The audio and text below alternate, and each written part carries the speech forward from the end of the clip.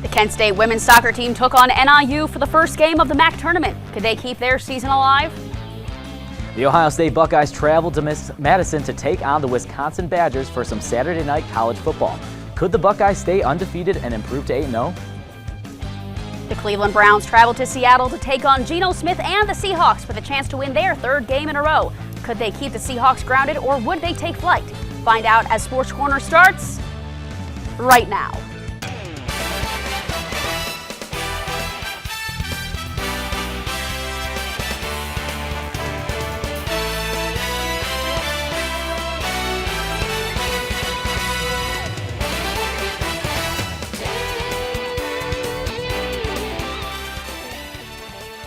Welcome to Sports Corner. I'm Senator Sharp. That's Captain Goloja. And Kent State football had a chance to rest up for a big-time game this week. That's right, Liv. The Flashes will head to Akron to take on that team down the road Wednesday night, and they haven't given up the wheel to the Zips since 2018. And it is not going to be easy either. Let's take a look at the matchup. Kent State enters this game 1-7 and are looking to get MAC win number 1 in the Kent Grit era. But lucky for the Flashes, the Zips come in at 1-7, as well as both teams. You know, they can salvage their seasons with a win against their arch rival and keep the wheel at their respective schools. Kickoff is set for 7:30 Wednesday night, and you can follow along with the action across social media at TV2 KSU Sports. And after their win on Thursday against the Buffalo Bulls, the Kent State women's soccer team welcomed Northern Illinois for the quarterfinal round of the Kent State MAC Championship. The Flashes defended home field with a 3-0 win. Elisa Arthur led the way for the Flashes with 1 goal and 2 assists, putting her stamp on this tournament. The Flashes will travel to Western Michigan to face the Broncos on Thursday in the semifinals. TV2's Alex Isaiah spoke with head coach Rob Marinaro after the victory. Yeah, I mean, you have to continue playing your game and try and stifle them defensively, and I thought we did that. You know, our defense stepped up.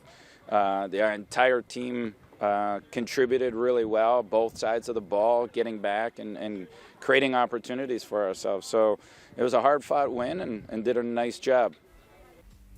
From the pitch to the hardwood, the Kent State volleyball team traveled to Toledo to take on the Rockets Saturday after a tough loss against Ball State. The Flashes get back in the win column with a 3-1 victory. The Flashes were led by sophomores Mackenzie McGuire and Kendall White. McGuire had 21 kills and 11 digs, while White had 29 assists and 14 digs. The Flashes are back at home in the MAC Center this weekend to face Central Michigan. The Kent State field hockey team traveled to Bloomington, Indiana to take on the Hoosiers. The Flashes fell short in overtime, losing 3-2. The Flashes were led by sophomore Patricia Strunk, who scored the 2 goals for Kent State, but could not hold the lead as Indiana scored 2 goals late for the victory. The Flashes look to bounce back in the MAC tournament against Appalachian State and South State Mountaineers in Oxford, Ohio on Friday. Last Saturday, Kent State junior Beatty Baugh placed 4th in the men's 8K race at the 2023 Mid-American Conference Cross Country Championships. Baugh earned back-to-back All-MAC first-team honors, and he is the first runner for the Golden Flashes to accomplish this since Michael Heller in 2011. The Flashes women cross-country team finished 12th overall in the women's 6K race. Junior Ariana Manos is the first Golden Flash to cross the finish line, placing 62nd, and junior Sydney Gallagher finished 65th. The Golden Flashes return to action at the NCAA Great Lakes Regional on Friday, November 10th at the Zimmer Championship Course in Madison, Wisconsin. Well, it seems like just yesterday that the men's basketball team won the conference title. Now one of its bright spots will play professionally. Guard Sincere Carey has been drafted in the second round to the Memphis Hustle with the 38th overall pick in the NBA G League draft. Carey is a reigning All-MAC first-team selection by averaging 18 points a game last year. The Hustle will be off to the races on November 19th against the Rio Grande Valley Vipers. Now let's go to some high school football, and shout out to the Kent Roosevelt High School Business Sports Management class for coming in and shadowing us. Make some noise, everybody. All right, we are thrilled to have them here. Let's head to Friday Night Lights as the playoffs kicked off this past weekend as we go to Wadsworth for the Grizzlies taking on the Brunswick Blue Devils. Wadsworth is ready to get this win. Let's get things started. Brunswick QB Will Stack. He's going to fake the handoff and hit Kyle Figuere for 6, and the Grizzlies lead 7-0 early in the first. And before the Blue Devils can even blink, running back Gavin Madigan is in the end zone, and Wadsworth has a 14-0 lead over Brunswick. The rest of the game pretty much goes just like this. Madigan had an amazing game. He gets the lob over the middle, takes off to the house, or your phone's ringing because that's a house call, ladies and gentlemen, and the Grizzlies are rolling up 21-0 with 9 minutes left. in the first half. And as the rain starts pouring down, the score keeps going up as Stack with the quarterback keeper takes it into the end zone to put Wadsworth up 35-7. And Stack, he's going to do it again. He's going to get a second rushing touchdown that will end this game. The Grizzlies get a commanding win, 45-14 over the Brunswick Blue Devils. Nice job by Wadsworth. Let's take a look around at some of the other OHSA playoff games that went down. Walsh beating Firestone 37-14. Hoban taking out Ellett 39-7. Big win by them. Also a big win by Aurora 41-7. Twinsburg knocking off Nordonia. Great win for the Tigers 22-10. And Ignatius just beating Mentor 10-7.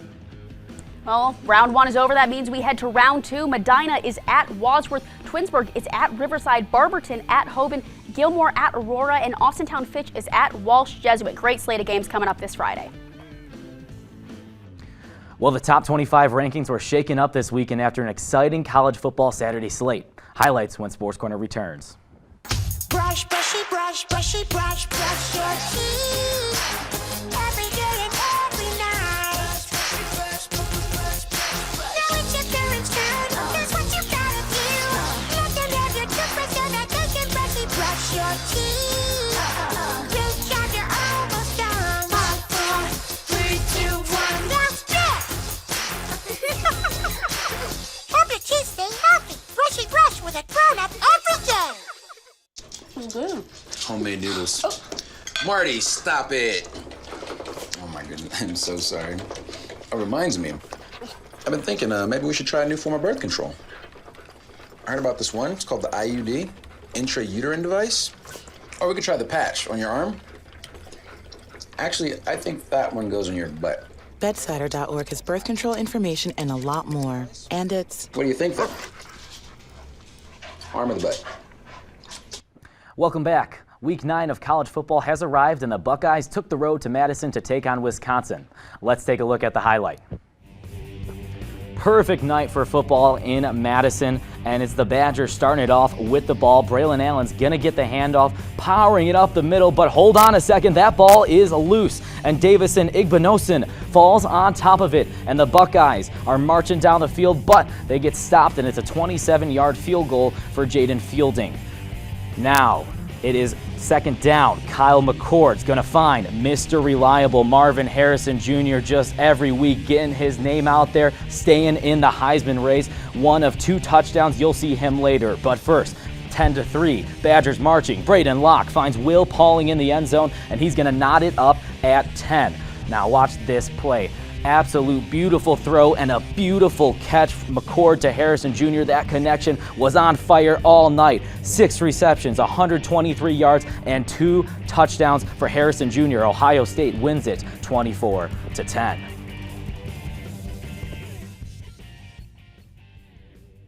And hello again, I'm Timmy Carlile, a segment anchor here on Sports Corner. Next up, we're going to be crashing from campus to campus around the NCAA, recapping a wonderful weekend of college football. Let's go. All right, we're going to start out at Kansas, where Oklahoma, number 6 ranked, is going to get things going here. We're going to see the pass intercepted by Mello Dotson, who's going to return that 37 yards to the house for a touchdown, making the score 7-0 Kansas. What an opening start, and they're going to keep things rolling here as Daniel Highshaw Jr. is going to run with a 9-yard touchdown run, putting the Jayhawks up 14-0. As we keep things rolling, Dylan Gabriel is going to have a 9-yard touchdown run, making the score, Oklahoma having their first lead here, 21-14. After a pair of field goals, Jason Bean's going to rush for a 38-yard touchdown, and a failed 2-point conversion is going to have our score at 26-21 now. Moving things right on ahead, after another failed 2-point conversion, it's a 33-32 lead when Kansas' Daniel Neal is going to run in, and then he's going to kneel down, putting them up 38-33. That would be where things stand here, as we're going to see one last play. It's going to be an incomplete pass, almost intercepted out the back of the end zone, and that's going to seal the deal. 38-33 is the final score. Boomer Sooner, what happened? Anyways, we head out to gorgeous Salt Lake City, Utah. They're hosting the Ducks. Bo Nix drops back and hits Jordan James across the middle, who runs into the end zone for 6, and the Ducks are up 14-3 in the first quarter. It is first and goal for Oregon. Nix fakes the handoff and slings it to Troy Franklin, who catches that as he falls, and the Ducks are up big 21-13, under 9 minutes in the third. Nix hands it off to Bucky Irving, who takes off the left side and takes it to the house. Touchdown, Oregon. They now lead 28-6. And one more Ducks tutty just for fun. Nix getting shifty, dashing outside the pocket and dumping it off to Trayshawn Holden. And that is all she wrote. The Utes were hopeless on offense. Oregon gets the big W, 35-6. A packed crowd in the Swamp as the Gators hosting number 1 Georgia. Graham Mertz is going to find Eugene Wilson III on a slant, and he's going to take it all the way in for a touchdown. Wilson, 11 catches, 75 yards, and a touchdown. Great day for him. Carson Beck is going to answer right back, connecting with Ladd McConkey, and watch this rack. He takes it in for 6. McConkey, 6 receptions, 135 yards, and a touchdown. Now Jeremy Crawshaw is going to try to get that punt off, but it's going to be blocked by Janelle Aguero, and that's going to go out of bounds, and it's going to turn into a Georgia safety. Play action. Beck, Rainbows, puts it on the breadbasket for Dylan Bell, and Georgia is just marching against the Gators right now. Kendall Minton, let's get some run-ins in for the Bulldogs also. He's going to put it in from a yard out. 3 rushing touchdowns on the day for the Bulldogs, and they win it 43-20 to stay undefeated. Keeping things moving right along, we're going to have Louisville running out of the tunnel here at home, taking on number 20 Duke.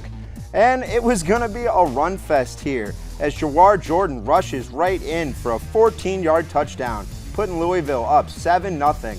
And Jawar was going to keep that theme going, rushing for a 23-yard touchdown here, all over the Duke Blue Devils as he finds the end zone there, getting in for a touchdown. After another pair of field goals, it's going to be 20-6 Louisville, and right there we're going to have QB Riley Leonard's pass intercepted, sealing the deal 23-0 Louisville over Duke.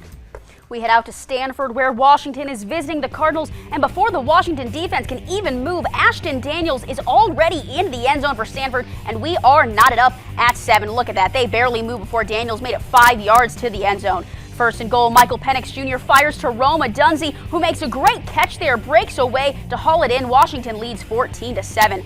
Washington almost backed up in their own end zone. Penix, with time, pauses and unloads to a wide-open Jalen Polk, who takes it to the house. That is a 92-yard touchdown, a Heisman-caliber play, in my opinion, to put the Huskies up 21-7. But Stanford will not go quietly. They trail by 9, and Justin Lamson cuts that deficit further as he fights his way into the end zone to get Stanford another 6. Penix trying to extend the Huskies' lead, but it is intercepted in the end zone. Penix still had a great game, 369 yards and 4 touchdowns, that being his 1 interception and the 1 low point of the game. Tiger Bachmeier on 4th and 2. That ball is incomplete, and Washington hangs on to win a tough game against Stanford, winning 42-33. Blake, take us home.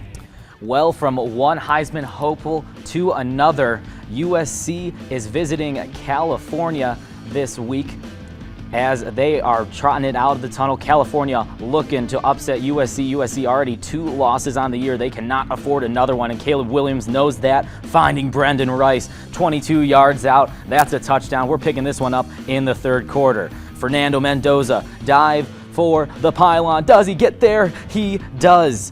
Just getting it in. 1 of 2 rushing touchdowns on the day for Mendoza. Williams getting pushed into the end zone there. He had -13 rushing yards, but 2 rushing touchdowns on the day for Caleb Williams. Marshawn Lloyd, he had 115 yards on the ground, and he also added 2 touchdowns, including that one right there. Austin Jones wants to get in on the ground attack. There's a 7-yard rushing touchdown for him. Mendoza gets the screen pass to Javian Thomas, who's going to do the rest from 13 yards out, and they're going to get within a minute to play. So what do? Kick the extra point? No, they're going to go for 2. They're going to go for the win. Can they get it? It's swatted down in the end zone, and the Trojans hang on to win it 50-49. USC with a big one next week as they host the 5-ranked Washington Huskies. Let's now look at the AP Top 10. Well, there's no movement at the top. That's kind of been the trend the last few weeks. Oregon is at number 2. Oregon jumped 2 spots to number 6. But the big story is at number 10. Oklahoma dropped 4 spots in the loss to Kansas City. That was an excellent game.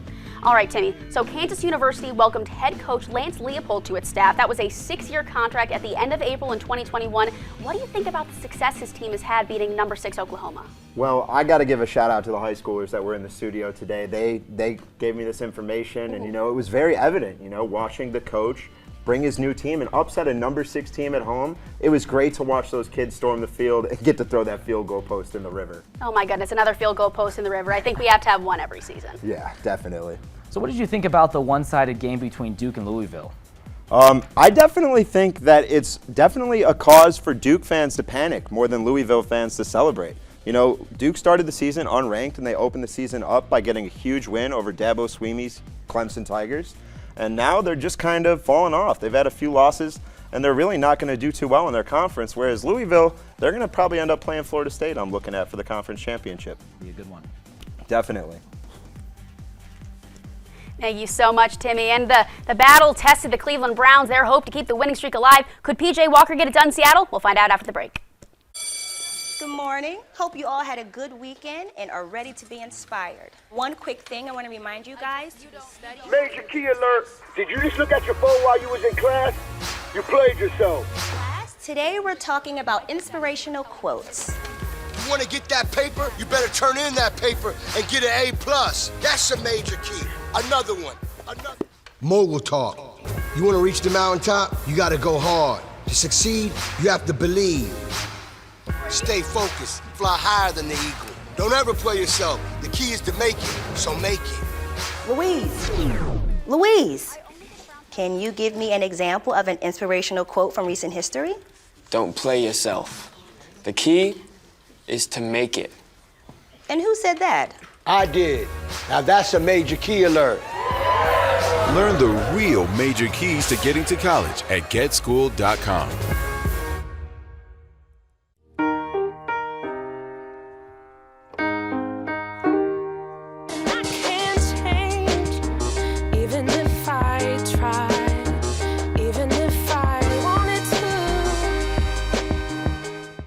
Don't let salmonella get funky with your chicken. On average, 1 in 6 Americans will get a foodborne illness this year. So learn the right temperature to cook each type of meat. Keep your family safe at foodsafety.gov. Because let's face it, your son isn't the Rizzler of Oz. He's 27 and moderates a Discord server. You are looking at us, Ole and Scoon, and together we are the Blizzard Brothers. You should get your voice out there. Yeah, you know what? I'm going to run for office. Catch The Agenda Thursdays at 9 p.m. TV2 Entertainment. See what's up. The Browns travel to Seattle to take on the Seahawks, both teams with a record of 4-2, who will come out and improve to 5-2. The Browns trying to keep those winning ways alive, facing off against Geno and the Seahawks. 1st and 10 for Seattle. Smith hands it off to Kenneth Walker, who rips through the Browns line and brings it 45 yards before he finally gets brought down outside the 10. That would end in a Jake Bobo touchdown. Hawks lead 7-0. 2nd and 10 for the Browns. Walker cool in the pocket, but Jordan Brooks comes in hot for the strip sack, and Boy Maeve recovers the ball to set up Seattle inside the red zone. 3rd and goal for the Seahawks. Smith drops back, escapes the snap, and fires to Tyler Lockett in the back corner of that end zone. Seattle now leads 14-0, 4:12 left in the first. Walker takes the snap, fakes the handoff, and dumps it off to Pierre Strong Jr., who takes it up the sideline for a big gain of 41 yards before he is escorted out of bounds. Walker, under pressure in the red zone, sees a wide open David Njoku sitting there in the middle, and the Chiefs takes a quick trip to the end zone. Browns now trail 7-14 with 3:20 left in the first quarter. 1st and 10, Walker drops back. He's just going to keep pump faking. He can't find anyone open, but thankfully he connects with Amari Cooper to pick up 24 yards and the first down to set up Cleveland in the red zone near the 3-yard line. 1st and goal, Kareem Hunt punches it in to bring the Browns within 3 at the break. Moving ahead, we are all tied up at 17. Geno Smith fires and the pass gets tipped and caught by big man Maurice Hurst. Now, you're going to see this play again, but flip the teams. With a little over 2 minutes to go, Walker does the exact same thing, and Julian Love for the Seahawks gets the ball. You're going to watch Jamal Adams blocked the pass with his helmet, and this is the beginning of the end for the Browns. Adams tries to block it with his hand, but his helmet does the job just the same. 2nd and 5 for Seattle. Smith hits Jackson Smith-Njigba for the touchdown, and maybe there's some missed holding call there, but either way, the Seahawks get the win, 20-24. Good evening, Portage County. My name is Alex Isaiah, and I'm here to take you around the NFL. And we will start in Pittsburgh as the Steelers are going to take on the Jaguars. As you see Trevor Lawrence and the Jaguars starting off, and Brandon McManus get the scoring started as he hits a 50-yard field goal to get this, as he's firing all cylinders today, going 4 for 4 on the day despite the weather conditions. And the Jacksonville Jaguars now, a little shovel pass action to Evan Ingram, but he loses football, and it's recovered by Alex Highsmith as the Steelers are keeping points off the board for the Jaguars. And Jacksonville back in the red zone now, looking for Calvin Ridley, but it's picked off by Monte KZ as the Steelers defense are keeping their offense in the game as usual. And Chris Boswell here to the end of the second half, he's going to get this chip shot in for 22 yards. He's just an extra point. He's not missing this to get the scoring started for the Steelers. And we head to the end of the third quarter now. Trevor Lawrence hits Travis Etienne. He's going to get his easiest catch and run touchdown of the season as the Steelers secondary was not ready for this play. As Jaguars blow this game wide open here. And the Steelers trying to answer back. Mitchell Trubisky now hits George Pickens. It's not Pickett to Pickens, but Pickens makes it work just as well as the Steelers are going to try to get back in this game. Where Brandon McManus is going to hit this field goal to put the Jags up 20-10 to end the game pretty much as the Steelers improve, as the Jaguars improve to 6-2.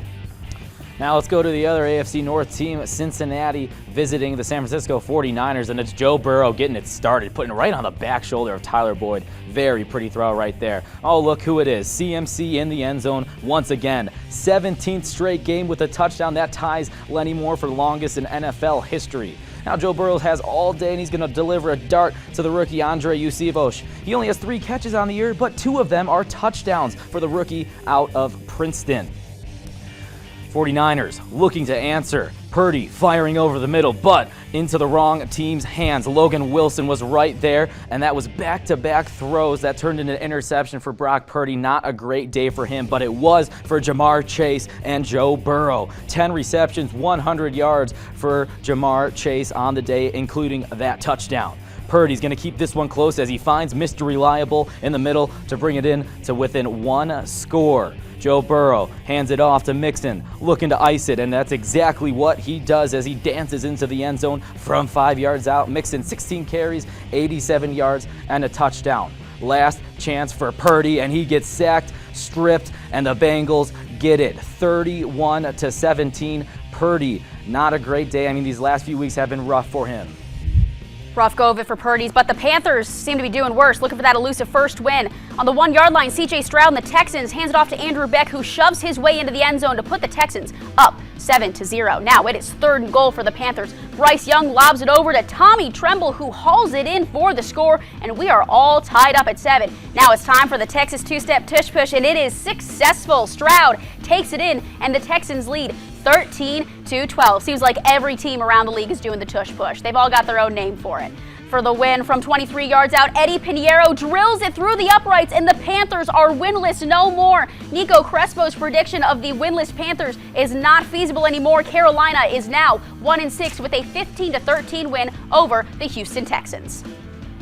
Ready for the second installment of the Eagles and the Commanders, and we will start in the second quarter as Sam Howell's going to drop back. He's going to look for his man, Jahan Dotson, wide open in the end zone. As Commanders take an early 2-possession lead, Jahan Dotson leading the way for the Commanders. At the end of the first half, Jalen Hurts going to drop back, find A.J. Brown one hand, no problem, as he makes it a 1-score game at the end of the first half. Jalen Hurts in the third quarter now, he's going to drop back, find one more time, A.J. Brown, 2 defenders on him, also not a problem as the Eagles are going to tie it up. A.J. Brown had 130 yards on the day. And Sam Howell now in the 4th quarter, looking to respond. 3rd and goal, finds a diving Logan Thomas in the end zone. And he Commanders lead in the 4th quarter. Jalen Hurts now, he's going to find Devontae Smith wide open. That Bama connection working again. The Commanders were not ready for it as Smith had 99 yards on the day. Sam Howell now looking to respond. Picked off by Reed Blankenship with his first game back for the Eagles, making a big impact late in this game when the Eagles need it most. Hurts, 2nd and goal, play action. He's going to find Julio Jones, newcomer, gets his first touchdown as an Eagle in the 4th quarter, just like he always does. Clutch. And the Eagles looking to make put this game on ice. The brotherly shove, no, the brotherly sweep as DeAndre Swift's going to take it into the end zone as the Eagles end this game and will improve to 7-1, the best record in the league. Well, Alex, what team has flown under the radar this NFL season?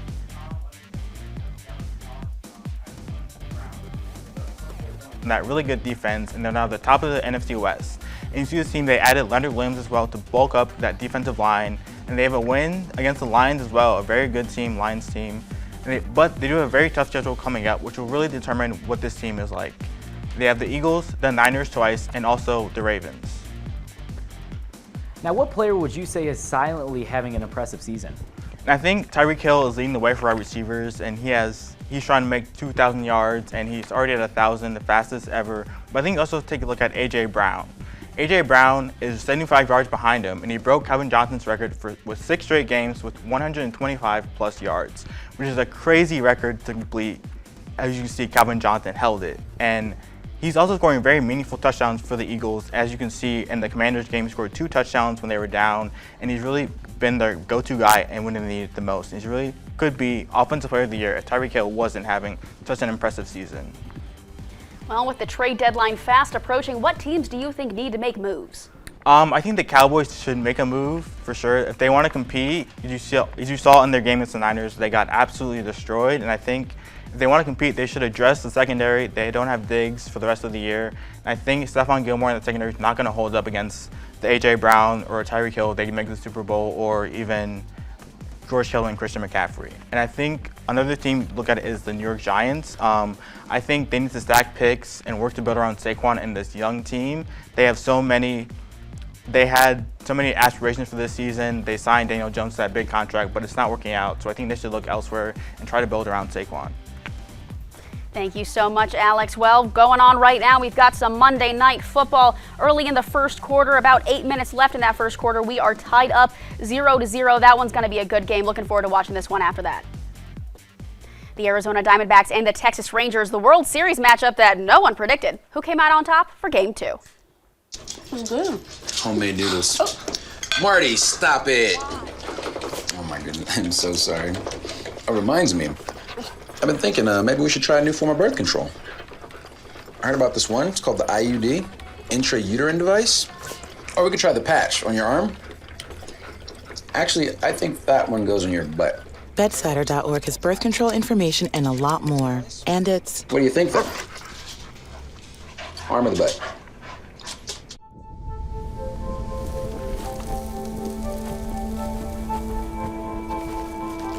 Eva Marie smoked 12,000 packs of cigarettes over 15 years.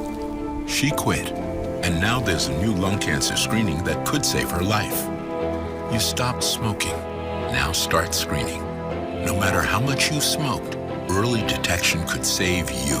Talk to your doctor or learn more at savedbythescan.org.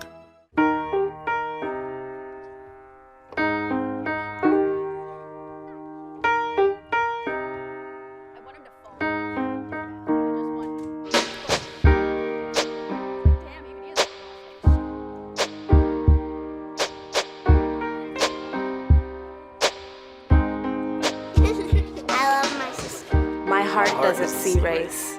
Love is love.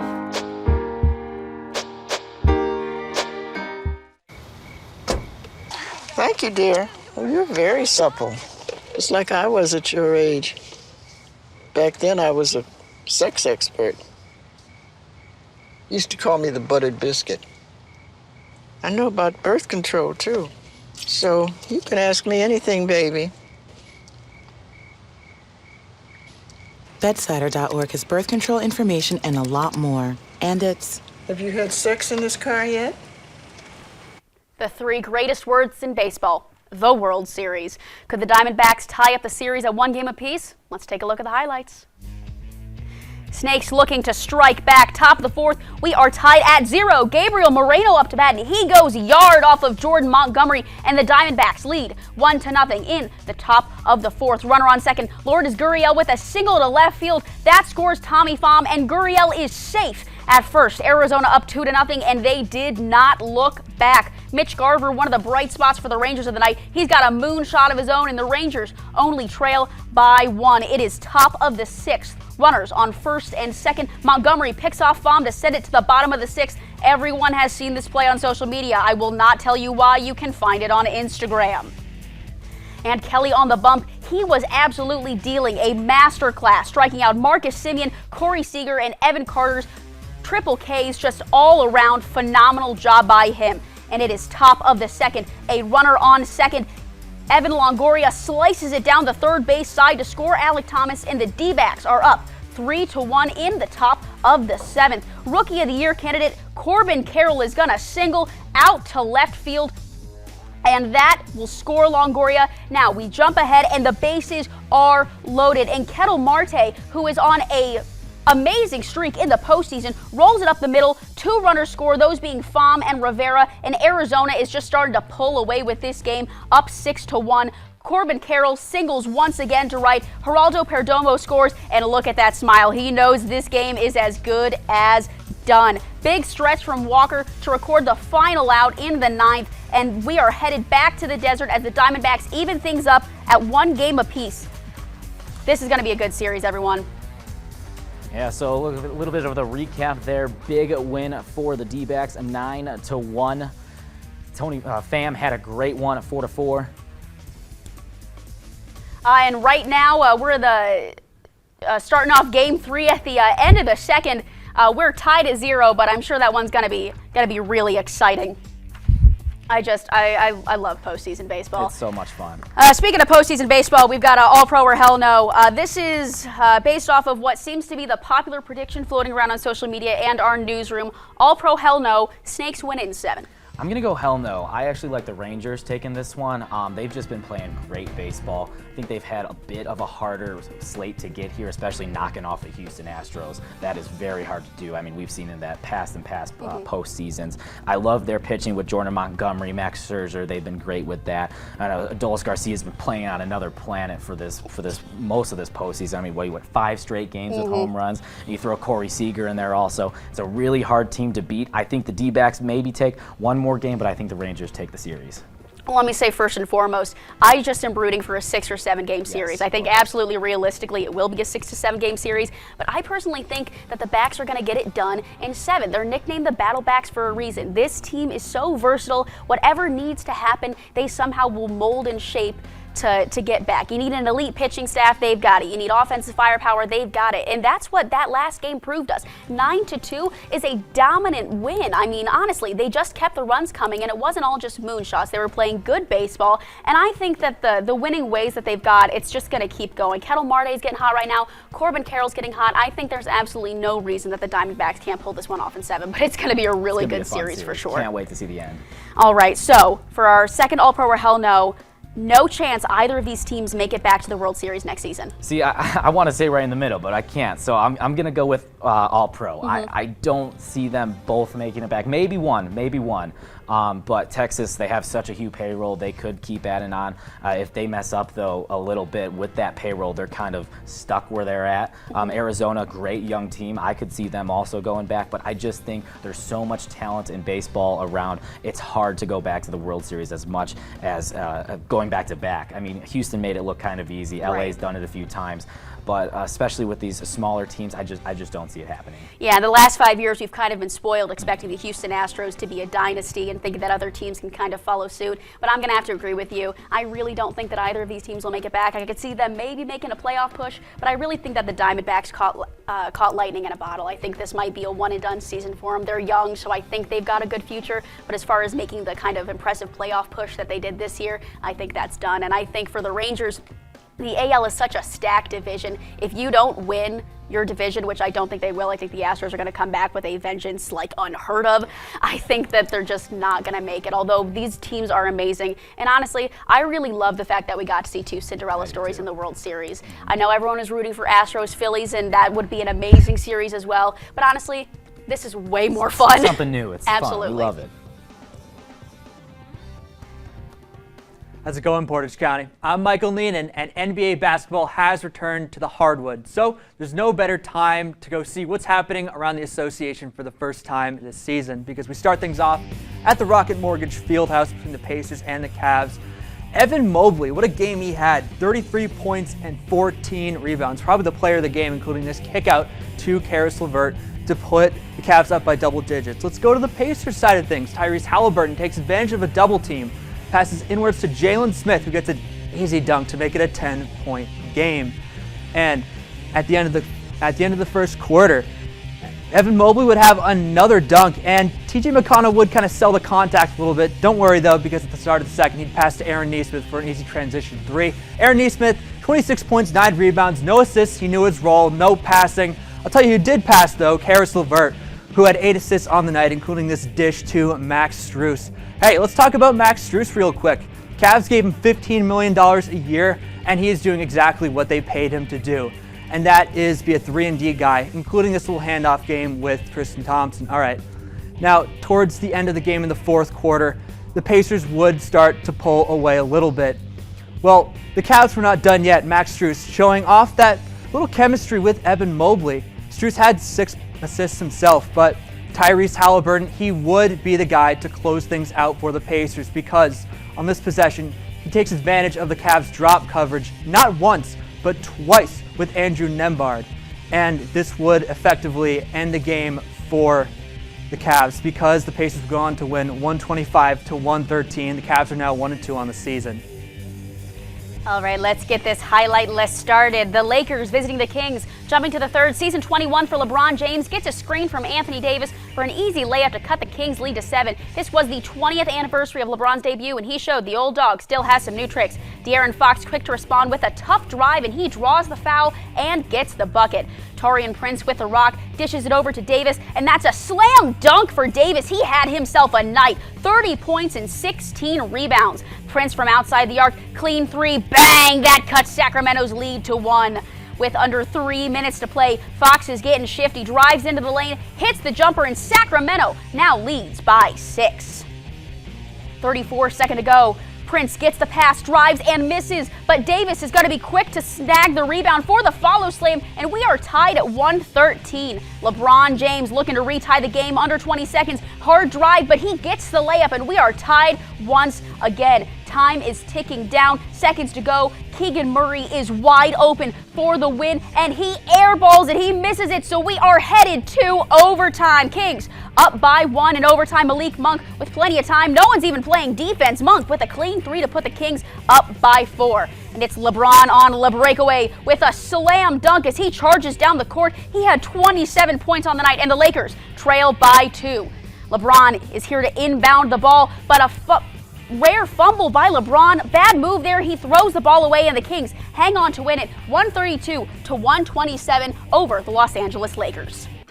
Great Western Conference matchup showdown there, and right here as the self-proclaimed villain of the NBA, Dylan Brooks, and the Rockets hosting the Warriors. We're going to start it off. Some good ball movement. Draymond Green to Klay Thompson. We've seen that a lot. Thompson 5 for 10 from 3-pointers, 4 rebounds. Also, Thompson's going to look for Sengun, who drives in and just overpowers Dario Saric to get the bucket. Sengun, good night, 19 points, 7 assists, 5 boards in 33 minutes. And one of those assists was right there, a pretty hop step from Dylan Brooks to finish it off the pass from Sengun. Now, look at this nice ball movement early in the transition in the fourth quarter. Tying it up is Jabari Smith laying it in. Now, we've seen this a few times. CP3 creates space and puts in the contested jumper over Green. Jalen Green's going to play bully ball versus Draymond Green and finish with the contact, and the Rockets pull ahead. But hold on, we've seen this before. Houston led by 2 with 6 minutes. Let's just go watch some Steph Curry masterclass. 24 points for him, 6 for 14 from three-point land, including those 3 in the fourth. And that close game turns into an 11-point win for Golden State, 106-95 final.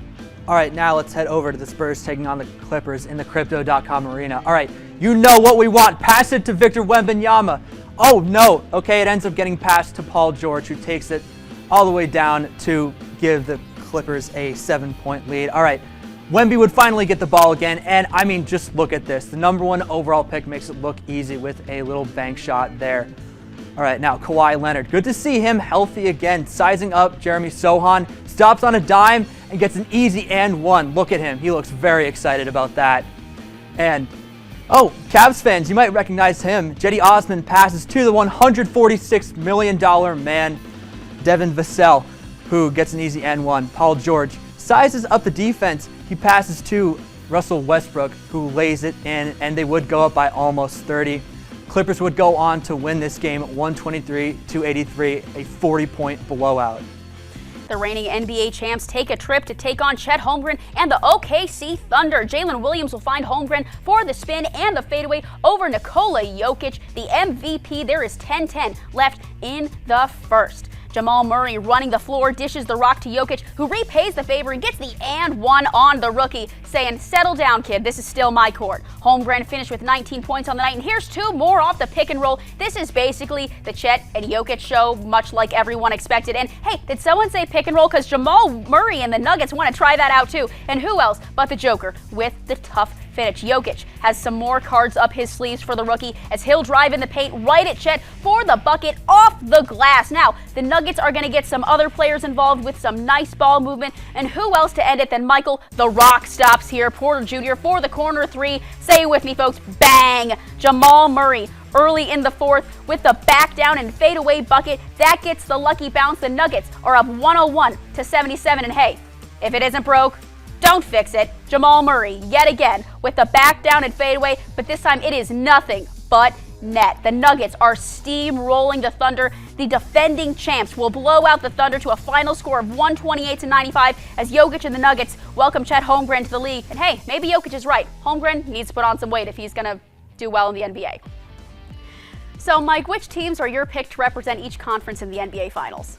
Well, starting off in the East, I'm going to pick the Milwaukee Bucks. Not only do I think they have the best duo in that conference with Damian Lillard and Giannis Antetokounmpo, but I also think they have the best player in the conference and, arguably the best player in the league with Giannis.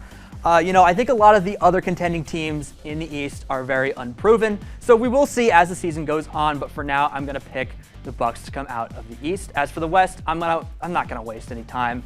I think the Nuggets are the clear-cut best team in the West. They're the team to beat. No one can guard Jokic, and quite frankly, I think if these two teams match up, I'm going to pick the Nuggets to go win back-to-back championships. I do like those picks, but who is your pick to win the season's MVP award? All right, so I admit I've been saying this for the past 2 seasons, but for now I'm sticking with my gut. I'm going to say it's going to be Luka Doncic. I mean, the man just puts up MVP-type numbers every single year. It's really just a matter of his team winning enough games to do so.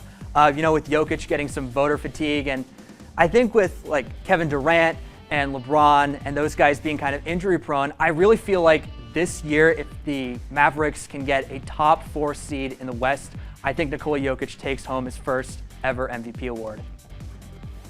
Well, if we keep saying it, one of these years it's bound to happen. Neenan, what do you think about the hometown team, the Cleveland Cavaliers? What do you think? I think that they haven't addressed their issues in the offseason. They signed a bunch of big pieces. I'm a really big fan of the Max Strus signing, as well as Georges Niang. But for the most part, I think the pairing with Donovan Mitchell and Darius Garland is still a little wonky, especially considering that Darius Garland has hardly played the last 2 seasons. And he is listed as out for tomorrow night. Well, I do think the team will win at least 50 games. However, for now, I think the team really needs to focus on winning a playoff series. I think my hot take for this Cavs team is that if they go one and done in the playoffs once again, I think that they will see a coaching change and JP Bickerstaff will likely be fired. Though I think that if the team, they can potentially go pretty far in the playoffs. We just don't know with this Eastern Conference. It's very up for grabs at the moment, in my humble opinion. Thank you, Michael. With Nico Crespo out on a coffee break, don't worry, TV2's Ryan Shanko is putting on the barista apron and ready to serve you up a nice cup of hot takes. You think you're just checking your messages or telling a friend you're on your way. They could be the last words you ever type. Make sure you get where you're going. Did he burn himself? What is happening?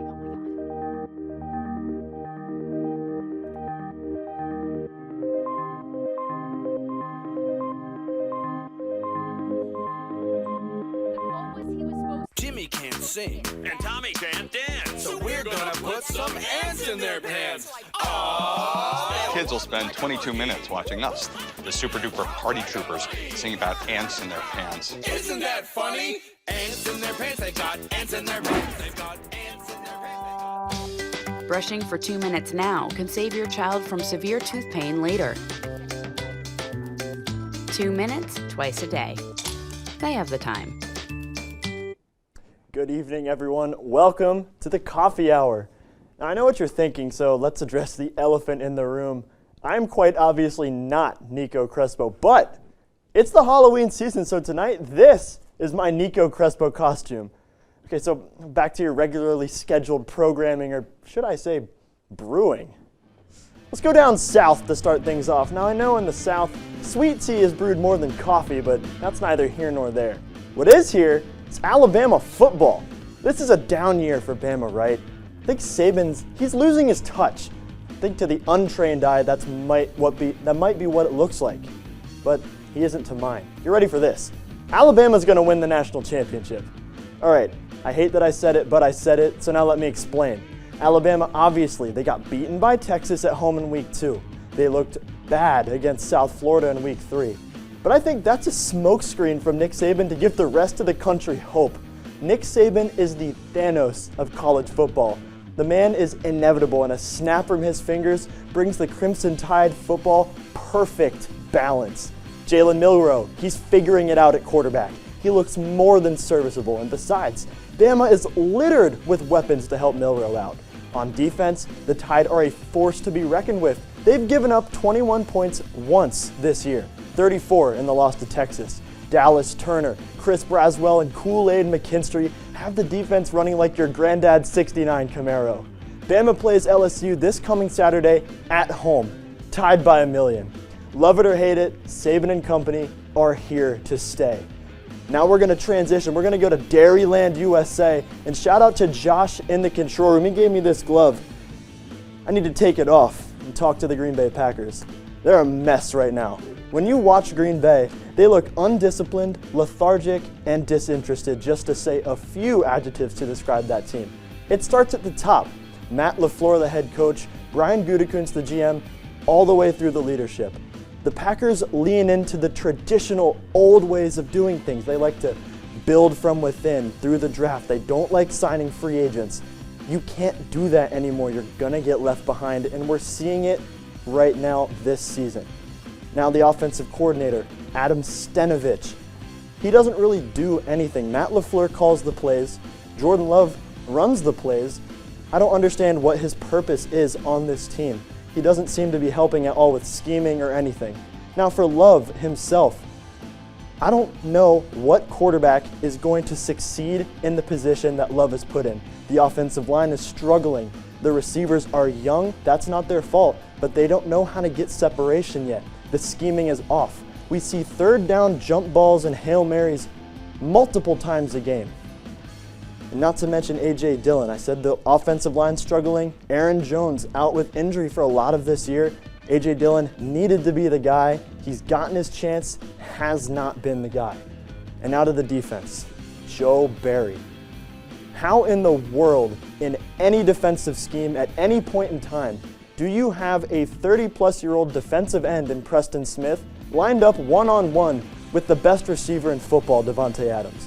We saw that on Monday night a few weeks ago. And as you would expect, it didn't go well. The definition of insanity is the Green Bay Packers, doing the same thing week in and week out over and over again. It's very frustrating. Something needs to change.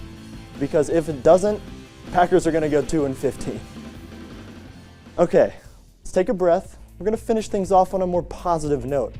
For those of you who don't know the incredible story of Tyson Bagent, get ready to learn about one of the most incredible journeys we've seen in sports in quite a long time.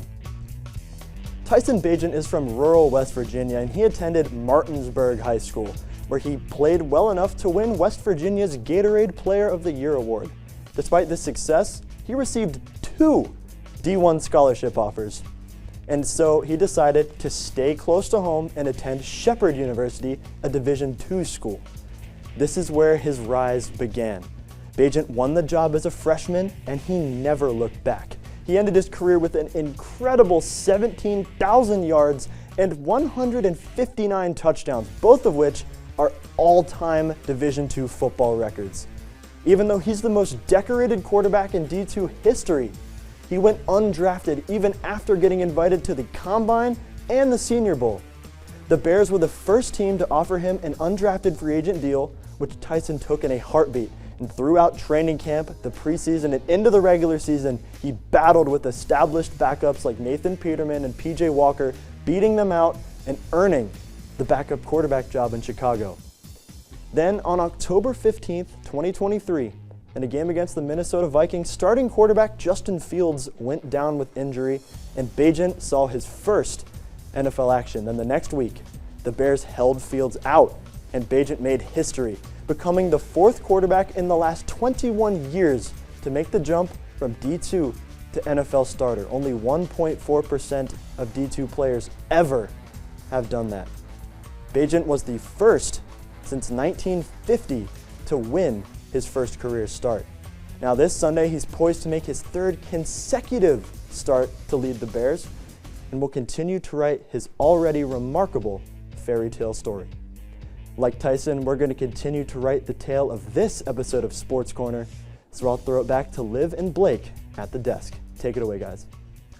Thank you for keeping that coffee hot, Ryan. It was a busy week on the ice. Let's go over some of the best matches starting in Nationwide Arena as the Islanders visited the Blue Jackets. Little Halloween festivities right there to get it going, but it's going to be the Jackets getting it on first as Sebastian Aho sends it to Pierre, or the Islanders sending it. Pierre Engvall puts up the shot. Kyle Palmieri is right there to clean it up as you see, look at that, wide open for him. A bad play by the Blue Jackets defender, or goalkeeper Spencer Markin gives the Islanders an interception on his pass. Casey Zizikis puts one on goal, but Spencer Markin makes the save, but Matt Martin, no relation there, is to slam it home. Islanders take a 2-0 lead. And that's all it's going to be, is 2-0 is the final. Shutout number 39 for Semyon Varlamov. They face the Red Wings tonight, and the Blue Jackets are visiting Dallas. Now we've got the Colorado Avalanche visiting Pittsburgh. Kristen Jarry tending for the Penguins. End of a Pittsburgh power play when Riley Smith gets the puck out in front for the one-time goal, and Pittsburgh leads 1-0 in the first. 3:12 left in the first period. Penguins on the 2-1 breakaway. Riley Smith gets the crossing pass for the goal. It is now 2-0. Pittsburgh. 14:10 in the second period. Colorado seems defenseless against this Penguins team. Lars Eller gets the crossing pass in the crease for the goal, and it is now 3-0 Pittsburgh. I smell a shutout, folks. 9:25 in the third period. Penguins steal the puck, and Sidney Crosby gets it for the goal. Sid the Kid ices this one, literally, as Pittsburgh gets the win 4-0 over the Colorado Avalanche. Seen two straight shutouts. It's time to see some goal scoring from both sides. How about it? The Wild and the Devils deliver just that. Let's see it right here.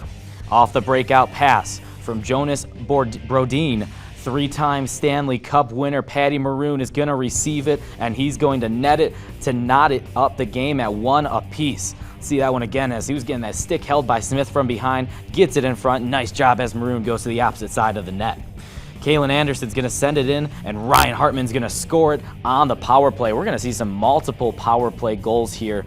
Let's see this one. Luke Hughes to Jack Hughes, who gives it up over to Jasper Brett. And the one-timer saved, but Tyler Toffoli is in perfect position for the goal. Another power play goal for the Devils on that one. We've seen a few misplays already. This is going to be another one. Wild defender gives Eric Holla a chance, and he's going to wire it over the shoulder on Marc-Andre Fleury. A terrific looking shot right there. Now watch this puck movement as almost every Devil touches it, and Jasper Bratt is going to finish it off with a beautiful shot. Bartender, top shelf for Bratt on his second goal of the game, and the Devils win it 3-4 and improve to 5-2-1. And we've got the San Jose Sharks visiting our nation's capital and the Washington Capitals. San Jose's Mariano Ferraro starts things off as he passes it to Ty Emberson. Emberson shoots at the net, and Luke Kunin's right there to get the rebound and sneak it in. Sharks up 1-0 in the first period. We won't get any more scoring till the third period, so let's jump ahead to there. Washington's Hardy Hamanakto gets his shot blocked, but the Caps are quick to try again. Nick Jensen finds the puck and passes it to Dylan Strome for the wrist shot score. That's a beauty of a Gino right through the 5-hole to tie things up at 1. Washington's John Carlson shoots the net, but Tom Wilson is there for the rebound. Little scuffle at the net, and Alex Ovechkin just pokes it in. Capitals up 2-1. Gorgeous goal there, and Washington comes away with a 3-1 win over the San Jose Sharks. So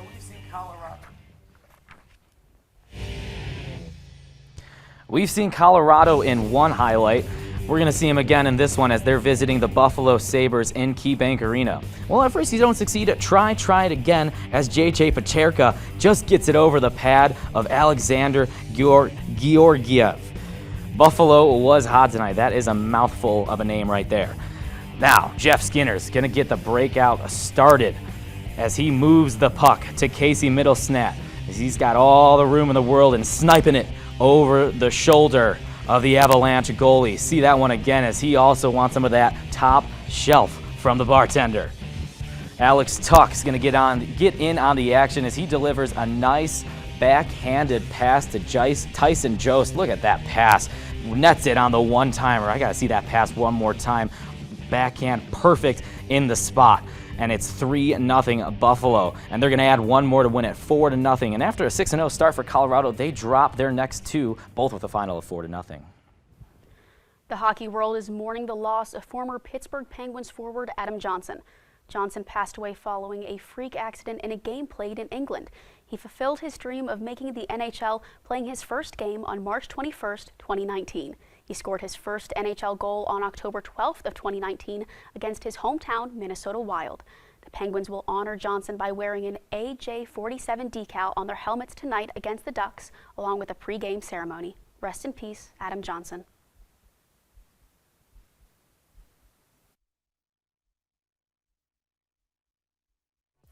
The Agenda presents The Cheese-isode, Thursday, November 9th at 9 p.m. right here at KentWire.com.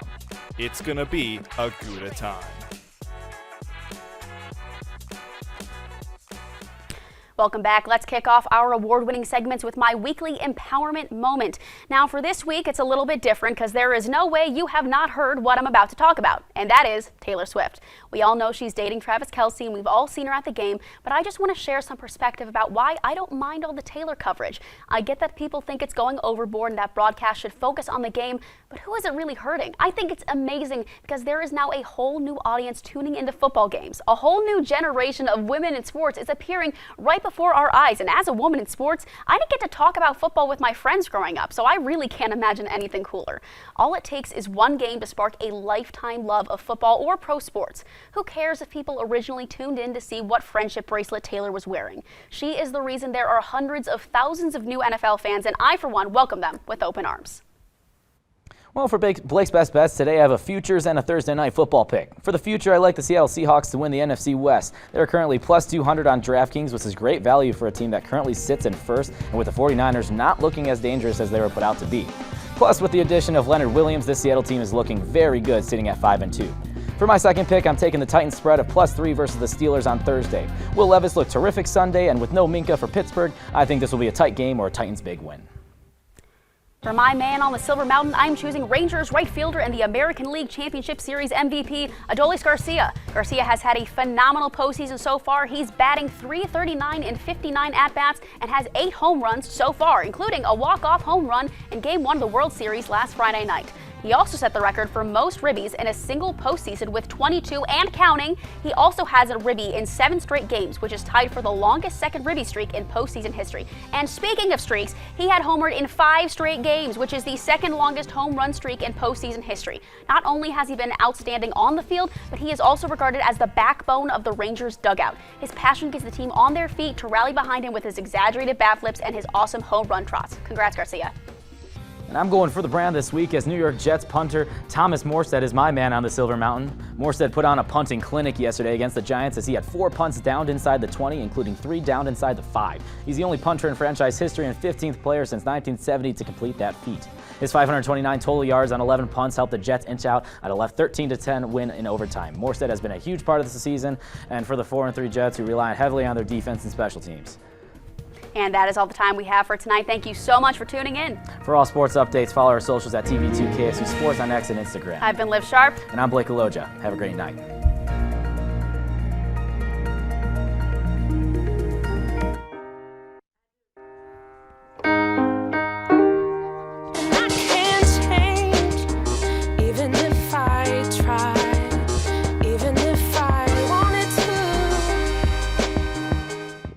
Welcome to my block party. Glad you can make it. I can do this all day. Your moves are just gay. Using gay to mean dumb or stupid, not cool. Not in my house, not anywhere. It's not creative. It's offensive to gay people. And you're better than that.